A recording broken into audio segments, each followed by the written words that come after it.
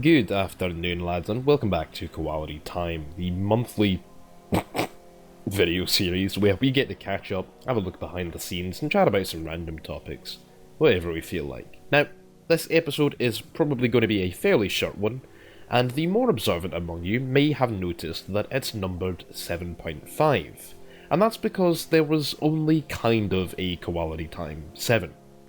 December's podcast came out so much later than scheduled that, depending on time zone, many of you didn't actually get to see it until January.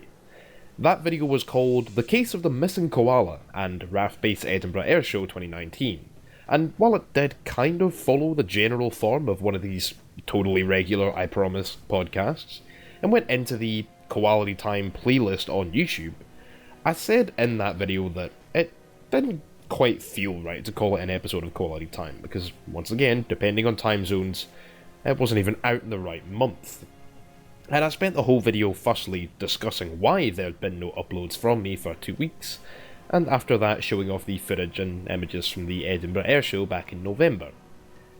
Yeah, that's how long it took me. I'm basically the personification of the Internet Explorer meme at this point. Nonetheless, that episode did follow, as I said, in the podcast in the series on the YouTube playlist after Koality Time episode 6. So this video can't be called Koality Time 7 because it's been 2 months since episode 6, and there was a video in between. But at the same time, it can't be called Koality Time episode 8 because officially there was no episode 7. So what I'm trying to say is, welcome to Koality Time episode 7.5. In case you're wondering, February's episode will just be Koality Time episode 8 as if nothing happened, so we'll consider things caught up by then. But that's why this episode is 7.5 and not 7 or 8. Also, if you notice my voice being a wee bit stuffy in this video, I have a cold. Somehow, in the Australian summer. My luck, right? There have been 3 videos out on the channel this week, including this one, and a World of Warships video should be coming out early next, so that's rare for me recently. In fact, I can't remember the last time I managed to get 4 videos out within a week of each other. Can you believe this channel used to be on a daily upload schedule? Yes, really? What do you mean screenshotter didn't happen? Anyway, call it a New Year's resolution. I want to be making at least 3 videos on the channel every week from now on. No, it's not just because I need the money, although YouTube doesn't exactly make it easy, so a terrific thank you to everyone who supports me on Patreon. While we're on that topic, the fundraiser I've had going on for the Australian bushfires has been phenomenally successful so far. We're just below the goal of $2,500. In fact, let me check. Right now we are at $2,361. That is a fantastic amount of support, and I thank all you lads who have donated, especially one legend by the name of Gustav Aron, who single-handedly donated $1,000. So a huge thank you to him and everybody else who put forward a few dollars. I know the money's not going to me, so I'm not sure. Is it even right for me to say thank you?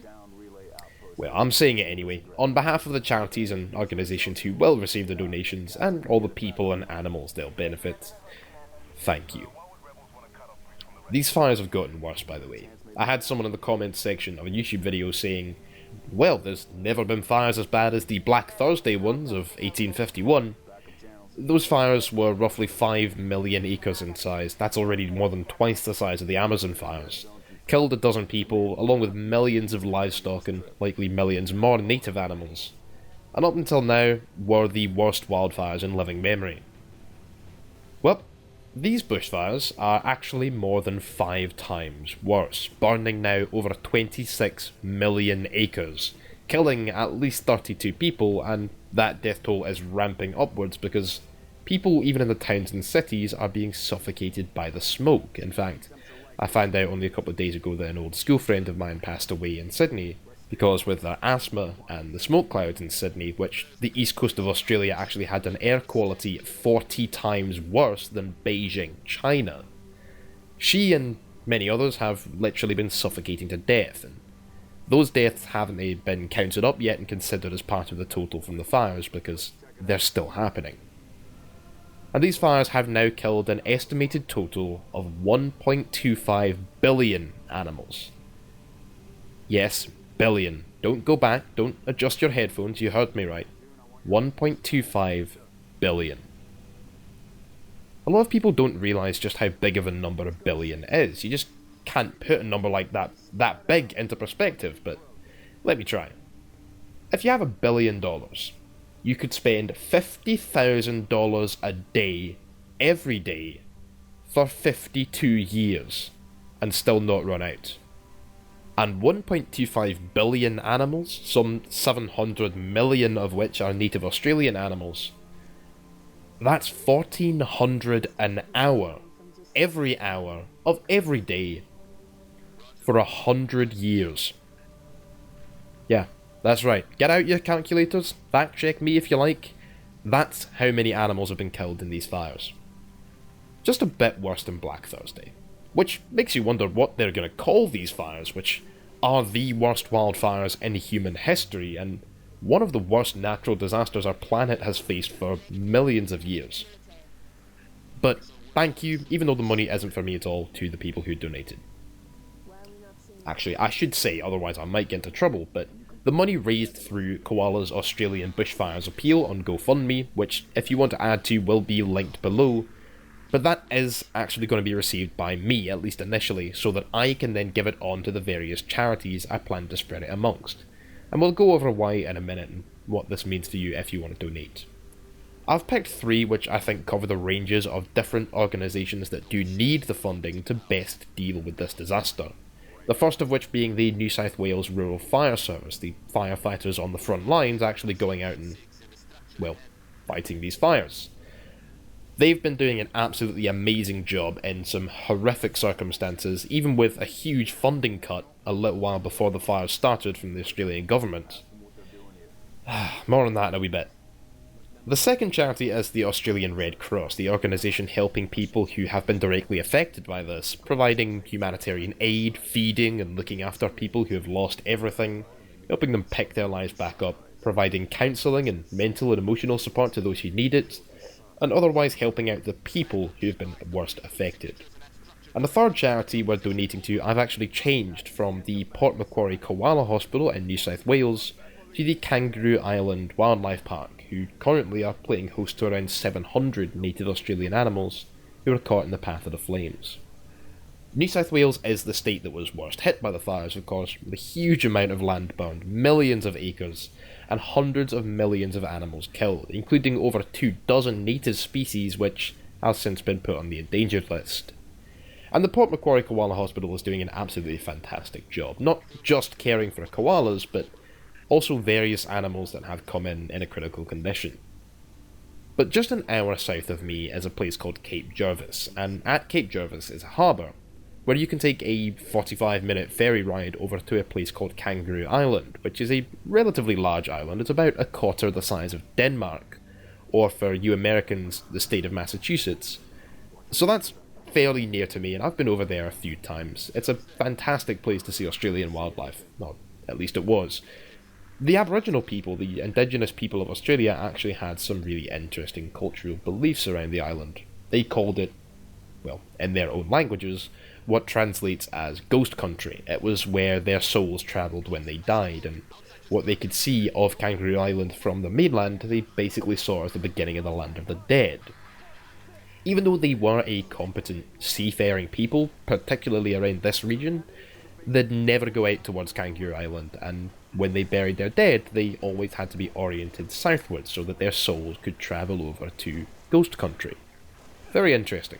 There's actually a significant Aboriginal population living on the island these days, as well as a few thousand people, I believe.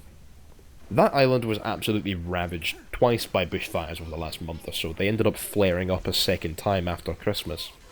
The whole island has just been torn up by these fires, and they are in huge need of support for the native wildlife on that island. Because not only are they in a relatively difficult to reach area, making the logistics of supporting them quite challenging, but the native animal population of Kangaroo Island, which used to comprise some 80,000 koalas, along with thousands of, obviously, kangaroos, echidnas, wallabies, etc., Well, they're one of very few pockets of native wildlife that remain free of various diseases, so it's very important that we preserve that. The wildlife park itself is just west of the town of Pandana, right in the centre of the island, and it's been twice now surrounded by some of the worst fires they've ever seen, and because that area is logistically a lot more difficult to provide aid to, and a lot more expensive, and because it's closer to me, I'm giving the money to them instead of Port Macquarie, which Port Macquarie has already raised something like $20 million. I think they've just about got that covered. The problem is that here on Kangaroo Island, well, the koalas literally don't have anything to eat. It's not just their habitat, of course their lives, with some, I think, 50,000 koalas killed, 150,000 animals on Kangaroo Island in total, but koalas will only eat particular strains of a particular species of tree called a eucalypt, and such a huge number of those species of eucalyptus trees have been burned that even the koalas who survived the fires that swept across the island are now facing starvation. Apparently, around the areas of Pandana, which the wildlife park was extremely lucky to be mostly spared by the fires by some miracle, but reportedly, you can't walk 10 yards without coming across more bodies of koalas, kangaroos, wombats, and various other animals. Echidnas have been reported to attempt to swim from Kangaroo Island all the way to the mainland, which is over 21 kilometres, or about 13.5 miles, at its shortest width, and that's from the port town of Penishaw, where the ferry lands. Where the echidnas have been attempting to swim, that's closer to 40 kilometres, and while echidnas are capable swimmers, they're not that capable.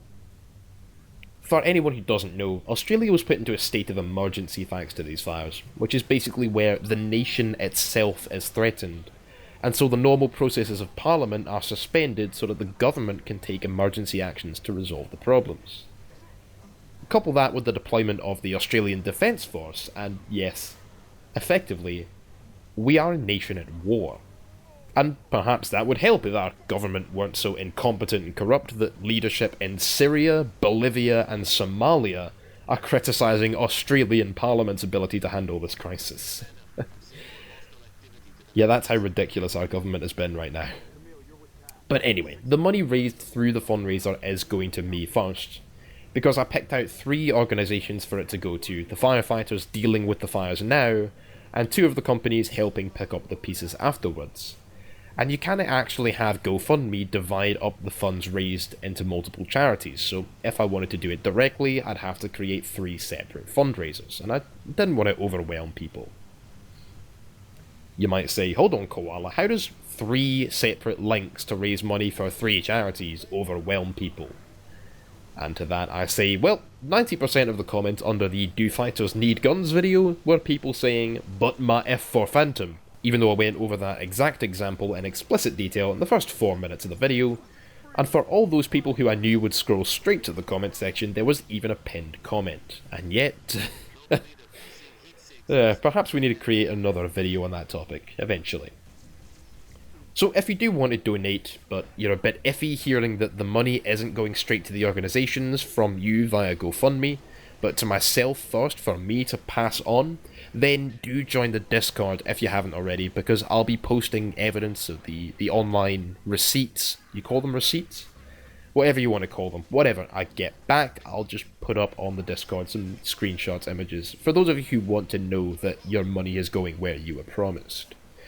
I hope, of course, that you'd all trust me enough to know that I'd never try and use this to, keep the money, but for anyone who just wants that wee bit of peace of mind, there will be posts on the Discord in case you're wondering. But there's one more reason why I've had the money go to myself first, so that I can then divide it up and give it specifically to the wildlife park, and one other reason I changed to the wildlife park on Kangaroo Island. Now, I want your opinion on this, so let me know in the comments. The whole economy of Kangaroo Island has been absolutely destroyed by the wildfires that burned there. The whole island was just about covered in flames. So they're in pretty dire need of picking back up. Ferry prices have been cut in half for a limited time just to encourage people to visit the island and spend some money there, and the wildlife park offers some things you can do. For $150, you can go and have a private session where you get to hold a koala or a wombat, and $100 for every additional person in your group after that. So for $500 total, Monica and I could go and have basically a whole day getting to explore, see all the animals, and getting time to hold and sit with koalas and wombats. So here's what I thought. The fundraiser has raised over $2,300, and I'm only assuming with another video or two shouting out the fundraiser that will eventually reach $2,500, plus the money I intend to put in as well, so that's over $1,000 going towards each organisation, including the wildlife park. So instead of just sending them a cheque for $1,000 over the internet, what we could do is that Monica and I could take a ferry and stay down at Kangaroo Island for a night using the money that I was going to donate out of my own pocket. Remember, just paying for a night there boosts the island's economy back up and helps the people and, by extension, the animals who live there. So that would come out of my pocket, and instead of putting money into donations, actually use it to pay them for staying down there. And then what we could do is travel out to Pandana and use the fundraiser money to give them $500 directly and get to actually do something with it. Actually go in and spend time with the animals, get to hold the koalas and wombats. And we could even record it and put it up on YouTube, which can then attract more people to go and spend the money to get the same experience. So we could use the fundraiser money that would be going directly to the wildlife park anyway, but instead of just hitting a donate button online, actually go and do something with it. It's the same amount of money going to the same people, the same organisation, but you lads actually get something back for it because it'll be on YouTube, and it might actually even help more because it could encourage people to go over there and do it themselves. So let me know what you think. What do you think we should do? I'm perfectly fine if you've donated, $50, $100 and you would rather I just give it straight to them online than use it to buy something from them for Monica and myself. Once again, it would be released on YouTube for you anyway, and the same organisation gets the same amount of money either way. But let me know. Do you lads think, do you like that idea, or would you be more comfortable knowing that I just sent your money off to them through the donations page on their website? I'd love to go down there and actually put the money into their hands and then get to spend some time with the animals and put it up on YouTube, but it's up to you lads, so let me know. Now, I know there were some questions for the Q&A. I've actually opened up a channel on the Discord for you lads to submit questions for these monthly episodes, and you can do it on YouTube as well, of course. Under this video, leave a comment with your question, and at the top leave the hashtag question so I can find it more easily. But I'll be checking the Discord channel questions and suggestions for submitted questions for Koality Time as well. But we'll get to them in a Q&A section next episode. This one's been a wee bit harsh, so let's finish it with a joke. A man gets a notice from the IRS that he's being audited. He calls his tax attorney, and they go in to see the IRS agent. As they're waiting in his office, the agent looks over his paperwork and says, "The reason for your audit today is that you lead a relatively lavish lifestyle, but you don't appear to have much income to support it. Can you tell me how you make your money?" The man says, "I'm a professional gambler." A gambler?" says the IRS agent with a surprised and puzzled look on his face. "Yes," says the man, "I make my money by betting. Would you like a demonstration?" "Sure," says the agent, "let's have a demonstration." "I'll bet you $1,000 that I can bite my eye," says the gambler. "Okay, you have a bet," replied the IRS agent with a smirk on his face. The gambler then pops out his glass eye and bites it.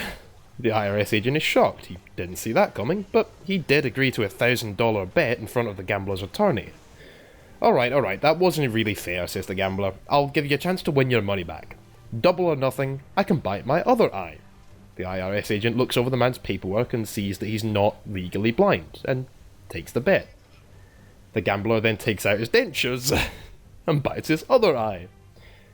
The IRS agent is now visibly stressed and sweating for being on the hook for $2,000. "I'll tell you what," says the gambler. "I'll bet you $3,000 I can stand on the edge of your desk, close my eyes, and piss into the garbage can on the other side of the room without spilling a drop." The IRS agent is a wee bit perplexed, but the man is giving him a chance to win his money back and then some, and he doesn't see how the gambler could win this one, so he takes the bet. The gambler stands on the agent's desk, unzips his pants, closes his eyes, and pisses all over the agent's desk. "Yes!" exclaimed the IRS agent, knowing he'd won the bet. "Shit," says the attorney. What's the matter? Says the agent. Well, he bet me $20,000 that he was going to come into your office today, piss all over your desk, and you'd be happy about it. And with that, I hope you all had a great weekend, and thank you lads for watching. Keep your bagpipes in one hand, a whiskey in the other, keep your kilt on, and I'll catch you next time.